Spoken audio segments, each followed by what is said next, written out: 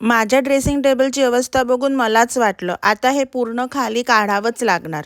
सगळं वरून बघायला ठीक वाटत होतं, पण एकदा ड्रॉवर उघडलं आणि खरी सिच्युएशन समोर आली।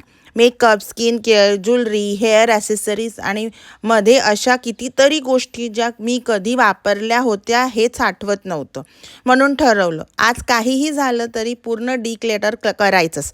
सगळं बाहेर काढलं, जे रोज वापरते तेच वेगळं केलं, कधीतरी वापरणाऱ्या गोष्टी वेगळ्या आणि खरंच नको आहे ते बाजूला। आता आली आली माझी फेवरेट पार्ट, ऑर्गनायझिंग। मेकअप एका जागी, स्किन केअर एका जागी, ज्वेलरी एका जागी, हेअर ॲसेसरीज एका जागी आणि शेवटी बिफोर आणि आफ्टर बघितल्यावर खरंच समाधान मिळालं।